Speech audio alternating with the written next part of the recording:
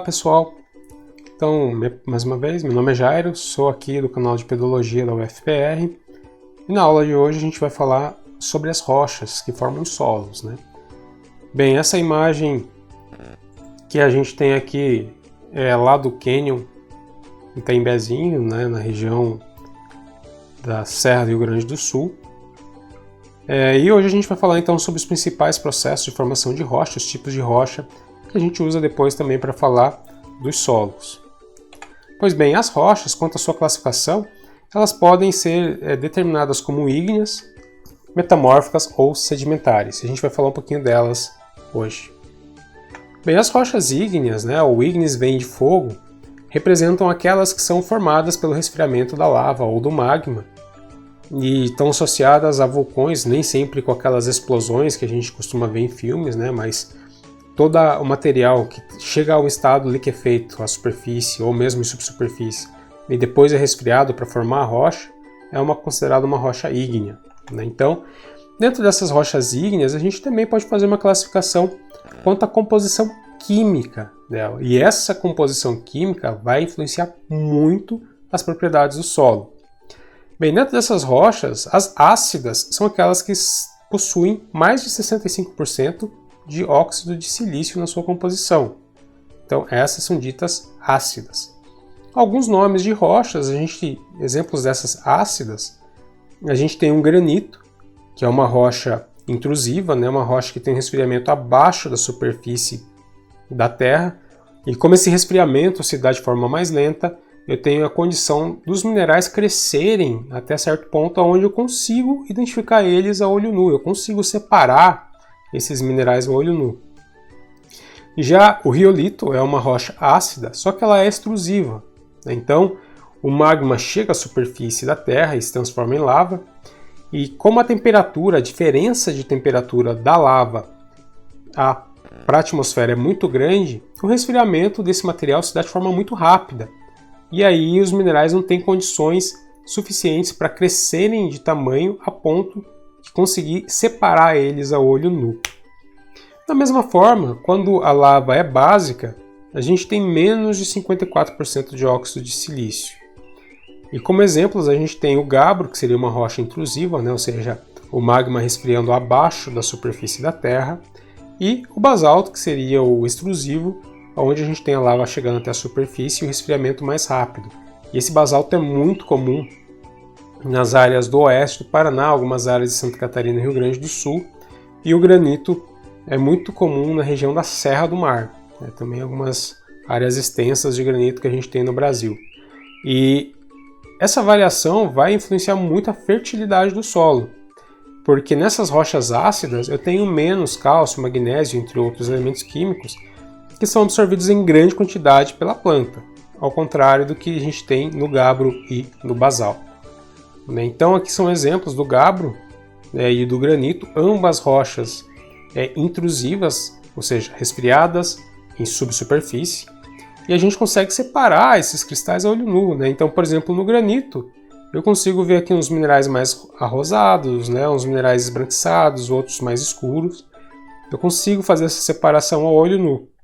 Enquanto que no riolito, que seria a rocha extrusiva, né? O equivalente extrusivo do granito, eu já não consigo separar esses minerais a olho nu, né? Já é difícil eu ver aonde que tem um mineral mais claro, um mais rosado, um mais escuro. Mesma coisa acontece com o basalto. Então, pela estrutura eu consigo separar ou ter uma ideia se essa rocha foi formada em superfície ou subsuperfície. Isso também vai influenciar a velocidade com que esse material é intemperizado. E nesse processo de formação de rochas ígneas, a gente também pode ter a formação de outras estruturas que não têm minerais na sua composição, só tem material amorfo, como essas escórias vulcânicas, pedra-pomes e vidro vulcânico, né, ou obsidiano. Aqui só para mostrar então esses ambientes de formação das rochas ígneas, né, da superfície onde eu não consigo visualizar esses minerais ou individualizar eles, e em subsuperfície eu já consigo separar melhor esses minerais que compõem as rochas ígneas. E aí, um outro ponto que é bem importante falar na formação dessas rochas ígneas é a sequência em que os minerais são formados. Então, quando a rocha começa o seu resfriamento, na composição do magma ou da lava, a gente ainda tem bastante cálcio, magnésio, ferro, e esses minerais podem, esses elementos químicos podem originar minerais como os nesosilicatos, aqueles que têm os tetraedros isolados e com um metal fazendo a ligação entre o outro. Então formam minerais que a gente, de certa forma, pode dizer que são mais elaborados ou mais refinados, né? Então, enquanto eu ainda tenho a lava rica em cálcio, magnésio e outros elementos químicos básicos, né, ou minerais que não silício, eu consigo formar minerais mais elaborados, vamos dizer assim. E conforme vai aumentando ou vai avançando o processo de consolidação da lava ou do magma, né, vai formando mais minerais, esse cálcio e magnésio ele vai sendo consumido e aí eu tenho somente silício na composição. E aí só com silício na composição da lava ou do magma, eu já não consigo formar mais aqueles minerais tão elaborados. E aí o que forma são ou filosilicatos ou mesmo, lá no finalzinho, os tectosilicatos. Ou seja, aqueles minerais onde o oxigênio é compartilhado entre todos os tetraedros e que tem uma grande resistência ao processo de intemperismo. Então, essa série está relacionada também com a facilidade com que o material é intemperizado por dois motivos.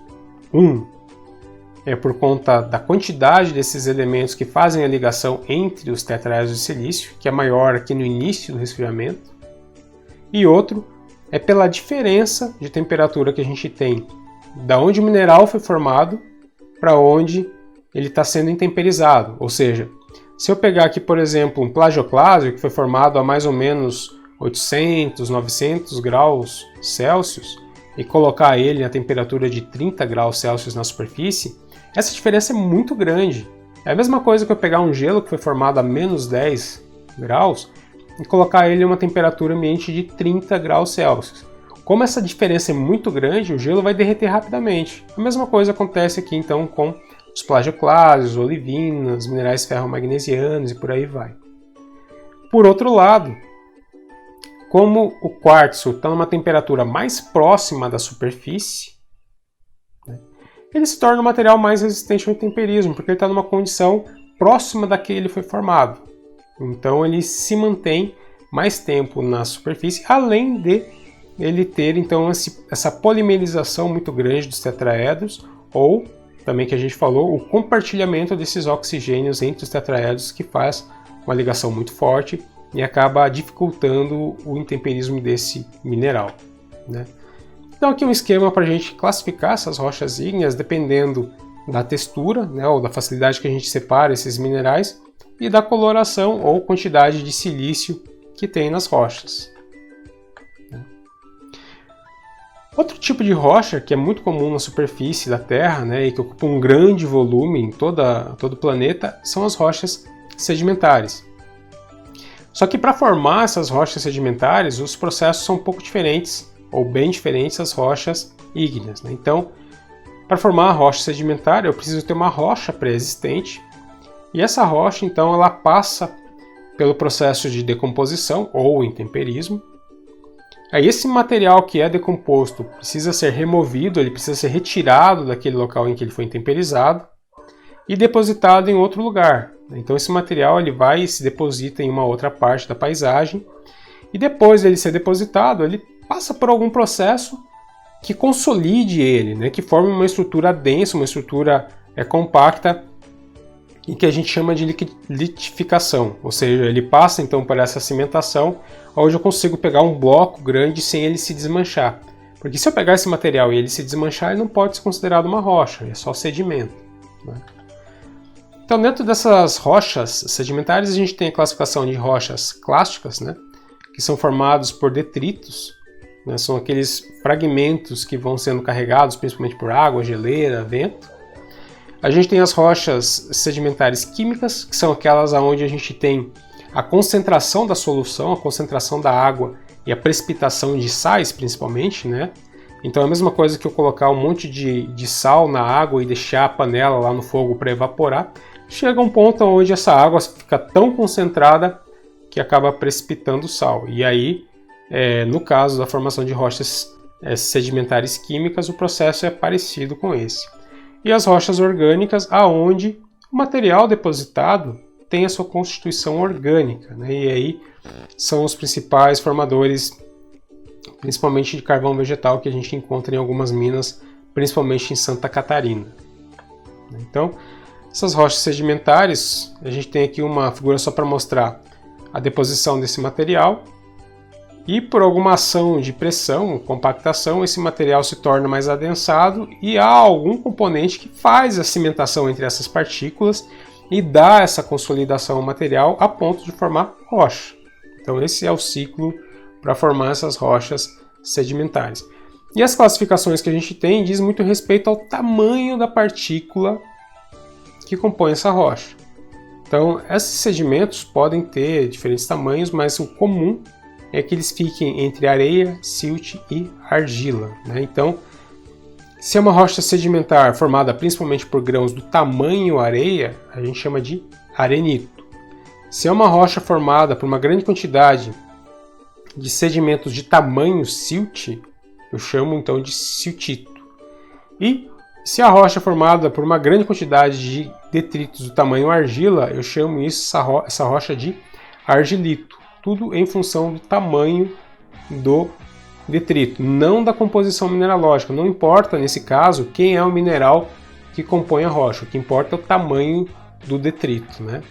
Então, aqui só um exemplo de como é que se dá a formação dessas rochas sedimentares químicas, né? Então, a gente tem a evaporação da água e a precipitação desses sais. E, por último, a gente tem as rochas metamórficas, que passaram por alguma ação que promoveu a alteração da sua forma e também da composição mineralógica dessas rochas.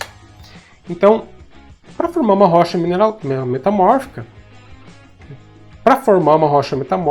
ela precisa ter passado ou por aumento de pressão, ou por aumento de temperatura, ou por aumento de tensão, ou por fluidos muito quentes, né, ou alguma outra ação desses fluidos que promova uma alteração dessa rocha. Ou pode ser os quatro juntos também, né? Então, as ações, ou os agentes metamórficos que a gente tem na Terra são a intrusão do magma, né? Então esse magma sobe até a superfície com uma alta temperatura e essa temperatura vai promovendo então a metamorfose dessas rochas ao lado desse corpo magmático. A gente tem também esse metamorfismo de contato, onde a gente tem duas placas tectônicas, né, colidindo, e aqui a gente tem um aumento muito grande de pressão, né? Imagine duas placas enormes colidindo, o quão alto é a pressão entre essas placas. Isso também gera um aumento de temperatura e um grau de metamorfismo muito grande. Então isso é comum de a gente observar, por exemplo, nas rochas da Serra do Mar, né? Algumas rochas que tem na Serra do Mar têm um elevado grau de metamorfismo por conta dessa pressão e de temperatura. E aí, para a gente entender, ou para a gente tentar ter uma ideia do quão forte foi esse processo de metamorfismo, a gente utiliza alguns minerais como índice, né? Alguns minerais para rastrear a intensidade desse processo de metamorfismo. Bem, dentre eles, a gente tem os minerais de argila, que praticamente não se encontram em rochas metamórficas, né? Então, se tem esses minerais de argila, a gente praticamente considera que a rocha não é metamorfizada, enquanto que se a gente encontra clorita na rocha, quer dizer que ela passou por um baixo grau de metamorfismo. E ainda é muito comum a gente encontrar isso nas ardósias, né? Aquela ardósia que é muito utilizada para calçada ou em alguns casos até telhado, onde a gente tem aquela esfoliação como se fosse escama, né? Conforme vai aparecendo biotita ou granada, vai aumentando, né, o grau de metamorfismo desse material, até chegar aqui no gneiss, onde aparece então a silmanita, que é um mineral indicativo de um alto grau de metamorfismo. E o quartzo está presente aqui em todos os graus de metamorfismo de uma rocha. Se passar desse alto grau de metamorfismo, aí a rocha ela se liquefaz de volta e chega a formar de volta, ou compor novamente o magma, né? Então o gneiss é quase o estado, a transição entre o material no estado sólido para o material no estado liquefeito. Então, aqui a gente tem uma outra figura mostrando a variação da estrutura da rocha em função desses agentes metamórficos. Então, em baixo grau ou nulo grau de metamorfismo, a gente vê esses minerais todos de formato mais arredondados. A gente vê aqui essas estruturas mais escuras e tal, formando esses minerais mais arredondados. Conforme vai aumentando o grau de metamorfismo, esses minerais tendem a ficar alinhados, né, a ter uma orientação. E no estado extremo do metamorfismo, tem a separação dos minerais escuros dos minerais claros. Então, quando eu encontro uma rocha desse tipo, é sinal de que o metamorfismo aqui foi muito forte, a ponto de separar esses minerais claros dos minerais escuros, né? Os minerais claros, que também são conhecidos como félsicos, e os minerais escuros, que também são conhecidos como minerais máficos. Então, dentro dessas rochas metamórficas, elas podem ser originadas de qualquer outro tipo de rocha. Então a gente pode ter uma rocha ígnea, dando origem a uma metamórfica, uma rocha sedimentar, dando origem a uma metamórfica, ou uma rocha metamórfica, dando origem a outra rocha metamórfica. Então o granito, por exemplo, que é uma rocha ígnea, quando metamorfizado, pode dar origem ao gneiss. O calcário, que é uma rocha sedimentar química, quando metamorfizado, pode dar origem ao mármore. Aí, aqui um parênteses é que muitos dos mármores que a gente tem aqui na região de Curitiba são moídos, calcinados e vendidos como calcário, né? Então, é muito comum na região de Curitiba eles utilizarem essas rochas metamórficas, calcário metamorfizado, que seria aí o metacalcário, o mármore, eles seriam utilizados então como calcário, mas de fato não é o calcário estrito sensu que a gente tem, né? O arenito, quando metamorfizado, ele passa então ao quartzito. Há um adensamento dessa estrutura, o material se torna muito mais resistente ao intemperismo também. E os siltícios e os argilitos, quando metamorfizados, dão origem a micaxistos, ardósias e também a filito, né? Então, esses são alguns exemplos da rocha antes e depois do metamorfismo. E qual a importância então dessas rochas para o solo, né? Por que a gente está fazendo toda essa recapitulação em relação às rochas? Essas rochas aqui a gente tem, por exemplo, uma rocha máfica, né? Uma rocha básica e uma rocha mais ácida, com as suas diferentes mineralogias, e os solos derivados completamente diferentes também. Então, ambos os solos profundos, mas esse solo aqui tem muito mais argila, é um solo que tem muito mais ferro, teoricamente um solo muito mais fértil do que esse solo de rocha ácida, onde ele tem uma coloração mais pálida, tem mais areia, não tem tantos nutrientes para fornecer para as plantas, né? Então, aqui são rochas que geram solos mais pobres, né? Por exemplo, o quartzito, ou arenito, né? Ele pode formar solos profundos, mas como grande parte dessa areia aqui é quartzo, e esse quartzo é muito difícil de ser intemperizado, dificilmente ele vai dar origem a outro tipo de solo, né? A outro mineral que não a areia. Isso a gente vai discutir um pouco mais para frente. E aí, quando a gente observa essas variações de geologia ao longo só do estado do Paraná, a gente vê que é uma diversidade grande, né? E grande parte das variações dos atributos do solo que a gente enxerga quando anda por aí é em função dessa variação da geologia, né? Não é só pela geologia, mas grande parte então se dá por conta dessa variação da geologia. E mais para frente a gente vai falar dos outros fatores que vão influenciar a variação dos solos que a gente tem, né?